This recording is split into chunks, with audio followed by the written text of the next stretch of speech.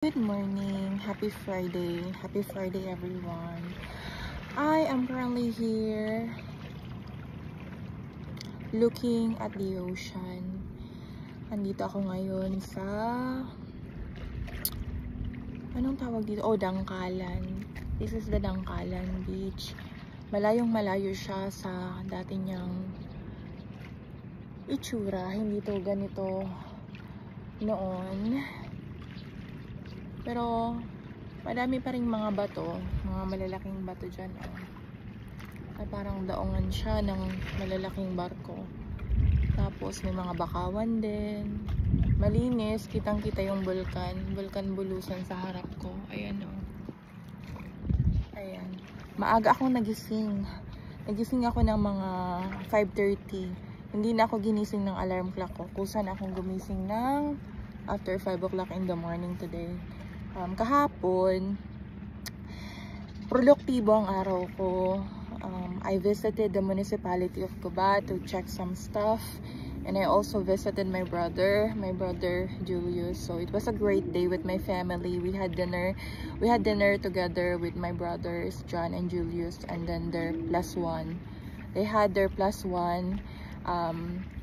Actually they have +2 already, +2, because my brother John has +1, his wife, and then the daughter, so it's John +2, so there are 3 in the family. And then my brother Julius +1, his partner +2, so there are 4 in the family, plus there's also another coming baby. So our family is getting bigger and bigger, and that I'm grateful for all the blessings that God has entrusted us. That means that we are capable of handling this beautiful life. So thank you, Father God, for this blessing. Maraming salamat po sa pinagkaloob mo po sa amin. So anyway, with Nathan, he's doing good. He's at school right now. It's Friday, so baka maaga silang umuwi ngayon. Ako, I had my morning walk.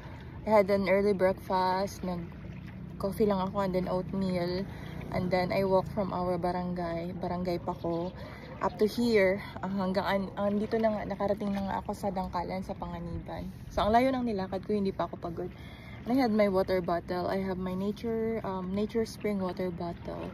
Ayan. At ito din, I had this Rosal flower na pinitas ko sa Barangay Ugao. Actually, boundary siya ng Ugao at Paco. Mabango.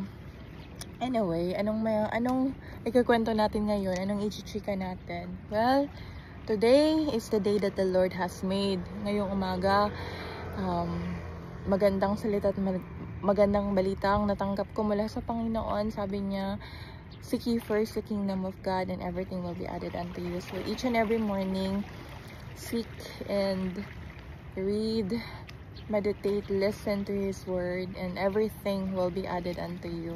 So yun na nga. Salamat sa salita, salamat sa guidance, salamat sa paalala na kailangan kitang unahin at ikaw nang bahala. You will take care of the rest. So I am thankful for you.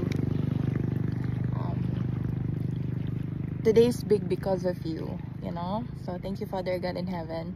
I love you with all my heart, with all my soul, and with all my strength.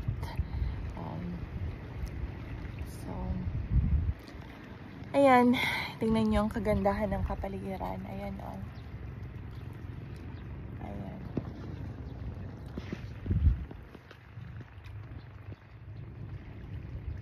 Hindi masyadong mainit, hindi masyadong malamig. Katamtaman lang ang panahon ngayon. Katamtamang panahon sa araw ng Biyernes. Nagpapahinga ako dito at nagme-meditate habang pinapakinggan ang tunog ng alon. So muli, magandang umaga, magandang buhay. Ipagpatuloy nyo kung ano man ang inyong lakad at takbo ng buhay. Kung gusto nyong maging masaya, hindi mahirap. You have the power to change. You have the power to make a difference. So choose your fight. Choose your happiness. So yun. Have a beautiful day and keep shining for Jesus.